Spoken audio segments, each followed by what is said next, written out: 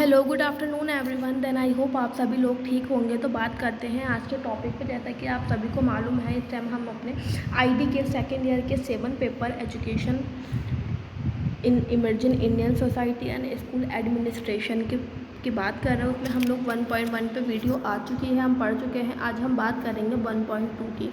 तो 1.2 में आपका क्या है, एम्स ऑफ एजुकेशन है। यहाँ पे बात कर रखी है शिक्षा के उद्देश्यों की। इसमें character building, education as meaning of livelihood के तहत हम जीवन व्यतीत करते हैं। सोशल एंड इफेक्शन है, सोशल डेवलपमेंट क्या उसका एम है, कल्चरल डेवलपमेंट एंड ट्रांसलेशन।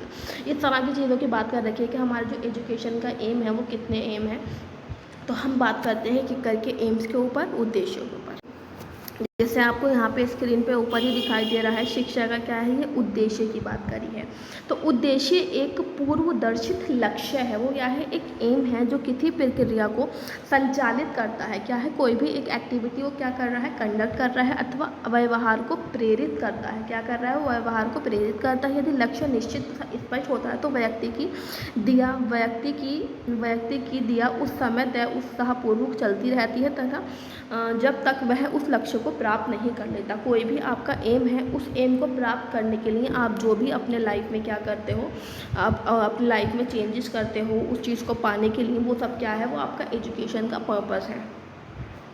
आगे बात करते हैं क्या लिखा हुआ। जैसे जैसे लक्ष्य, जो भी आपने एक आपका लाइफ में एक एम होता है, जैसे जैसे वो लाइफ के क्या है, जो एम है आपका लक्ष्य है, वो आपके निकट आता है जब व्यक्ति अपने लक्ष्य को प्राप्त कर लेता है। और क्या हुआ, उसने वो चीज़ अचीव कर ली। इस लक्ष्य को प्राप्त करने को ही उद्देश्य की प्राप्ति कहते हैं। संक्षेप में उद्देश्य की पूर्वदर्शित लक्ष्य है जिसको प्राप्त करने के लिए व्यक्ति प्रसन्न पूर्व उत्साह के साथ चिंतनशील रहते हुए क्रियाशील रहता है। जब आपका कोई एम है, उस एम को आपको प्राप्त करना है, तो उसके बारे में वो प्रसन्न होकर क्या है, उत्साह के साथ उसके बारे में, चीज़ों के बारे में सोचता है और एक्टिवली पार्टिसिपेट करता है। आगे बात करें क्या लिखा हुआ है। शिक्षा के उद्देश्यों के विभिन्न रूप हैं। मोटे तौर पर हम शिक्षा के सभी उद्देश्यों को निम्नलिखित शीर्षकों में विभाजित कर रहे हैं। क्या है, इन्होंने विभिन्न प्रकार के आपके उद्देश्य बताए हैं। हम उन उद्देश्यों के ऊपर एक बार बात कर लेते हैं। ये रहा आपका फर्स्ट, आपको हेडिंग देखेगी विशिष्ट उद्देश्य, स्पेसिफिक पर्पस या एम। विशिष्ट उद्देश्यों को असामान्य उद्देश्यों की संख्या दी जाती है। इन उद्देश्यों का क्षेत्र तथा प्रगति सीमित होती है। जो भी इनका एरिया है और स्कोप है, वो क्या होता है, लिमिटेड होता है। यही नहीं, इनका निर्माण किसी भी विशेष परिस्थिति तथा विशेष कारणों को ध्यान में रखते हुए होता है। कोई भी विशेष उद्देश्य क्या है, वो हर किसी के लिए नॉर्मल नहीं होता है। जब आपकी लाइफ में कोई ऐसी पर्टिकुलर कंडीशन होती है या फिर कुछ कारण होता है, उसी कारण में क्या होता है, वो आपका जो उद्देश्य होता है वो उत्पन्न हो जाता है। उसे आप विशिष्ट उद्देश्य कहते हैं।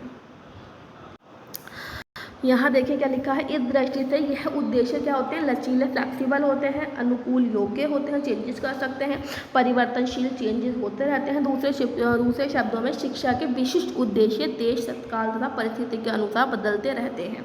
क्या बात कर रखा है आपने, स्पेसिफिक एम के बारे में, कि जो आपका शिक्षा के जो विभिन्न उद्देश्य हैं वो आपके टाइम, आपकी कंडीशन, आपके इन्वायरमेंट के अकॉर्डिंग, आपके देश के अकॉर्डिंग क्या है, चेंज होते रहते हैं। वो आपके अलग अलग नीड के बेसिस पे ही होते हैं। आगे बात करें क्या है, सार्वभौमिक उद्देश्य। सार्वभौमिक उद्देश्य मानव जाति पर, जो भी मानव की पूरी जाति है, वो समान रूप से हर एक पे लागू होते हैं। इन उद्देश्यों का तात्पर्य व्यक्ति में वांछनीय गुणों का क्या है, पॉजिटिव पर्सन के अंदर क्या है, ऐसे गुणों को विकसित करना है। इनका क्षेत्र विशिष्ट उद्देश्यों की भांति किसी विशेष स्थान अथवा देश तक सीमित न रहकर संपूर्ण मानव जाति है। क्या है, कोई भी स्पेसिफिक चेंज नहीं होता, ये आपके संपूर्ण मानव जाति पे क्या होता है, डिपेंड करता है उस पर। आगे देखिए, सामान्य उद्देश्यों की प्रकृति में विशिष्ट उद्देश्यों की भांति सीमित नहीं होते हैं। अभी हमने स्पेसिफिक जो ऑब्जेक्ट एम्स की बात करी है, वो एक सामान्य ऑब्जेक्ट की तरह नहीं होता है। सामान्य उद्देश्य प्रत्येक व्यक्ति पर, पूरी मानव जाति पर ही लागू किए जाते हैं। आगे बात करें व्यक्तिगत उद्देश्य, इंडिविजुअल एम्स। व्यक्तिवादी के अनुसार समाज के अपेक्षा व्यक्ति बड़ा है, अतः शिक्षा का व्यक्तिगत उद्देश्य व्यक्ति के व्यक्तिगत शक्तियों को पूर्ण रूप से विकसित करने पर बल देता है। यहाँ पे इंडिविजुअल एम्स की बात की जा रही है। हर इंसान के अंदर अपनी कुछ शक्तियाँ होती हैं, तो उन शक्तियों को उजागर करने की बात की जा रही है। प्रसिद्ध शिक्षा शास्त्री सर टी.पी. ननन ने इस उद्देश्य पर बल देते हुए लिखा है कि संसार में जो भी अच्छाई आती है वह व्यक्तिगत पुरुष पुरुषों तथा स्त्रियों के स्वतंत्र प्रयासों द्वारा आती है। जो भी मतलब अच्छी चीज़ें डेवलप हो रही हैं वो इंडिविजुअल, चाहे वो लेडीज़ हो या जेंट्स हो, उनके इंडिपेंडेंट मतलब स्वतंत्र प्रयास हो, कोशिश के कारण उत्पन्न होती है। हर कोई व्यक्ति अलग है, उसके अंदर कुछ अलग एबिलिटीज़ हैं, अपनी अलग अलग एबिलिटीज़ हैं, कुछ अलग उसकी नीड्स होती हैं। शिक्षा की व्यवस्था इस सत्य पर आधारित होनी चाहिए तथा शिक्षा को ऐसी दिशाएं उत्पन्न करनी चाहिए जो व्यक्तित्व का पूर्ण विकास हो सके तथा व्यक्ति मानव समाज को अपना मौलिक योग दे सके। वो ऐसी समाज के लिए कुछ ऐसी क्या है कार्य अपनी वो उत्पन्न कर सके, अपने ऐसा विकास कर सके जो समाज क्या है वो अपना समाज के लिए वो अपना योगदान दे, खुद से चीज़ों को कर ये व्यक्ति के अंदर इंडिविजुअल एम्स होता है। आगे बात करेंगे, लिखा हुआ है आपका सामाजिक उद्देश्य मतलब सोशल एम्स। समाजवादियों के अनुसार व्यक्ति के अपेक्षा समाज बड़ा है। क्या है वह? शिक्षा सामाजिक उद्देश्यों पर विशेष बल देता है। क्या है वो? आपके सोशल एम्स पर ज़्यादा इम्पोर्टेंस देते हैं। उनका विश्वास है कि व्यक्ति सामाजिक प्राणी है। क्या है? एक सोशल प्राणी है। क्या है? वह समाज में अलग रहकर अपना विकास नहीं कर सकता। क्या है? जब उसको सोशल डेवलपमेंट करना तो उसे समाज में ही जीना पड़ेगा। अतः उनके अनुसार व्यक्ति को अपनी व्यक्तित्वता का विकास समाज की आवश्यकता तथा आदर्शों को ध्यान में रखते हुए ही करना चाहिए। जब वो अपना सोशल डेवलपमेंट करते हैं तो उन्हें उस टाइम पे समाज की आवश्यकता है और जो उनके आदर्श हैं उसको ध्यान में रखना चाहिए। आगे देखें क्या लिखा हुआ है, शिक्षा के मूल उद्देश्य। कुछ मूल उद्देश्य दे रखे हैं उन्होंने, व्यक्तित्व विकास, इनकी पर्सनैलिटी के डेवलपमेंट की यहाँ बात कर रखी है। तो शिक्षा का सबसे महत्वपूर्ण उद्देश्य हमारे व्यक्तित्व के विकास को समर्थन करना है।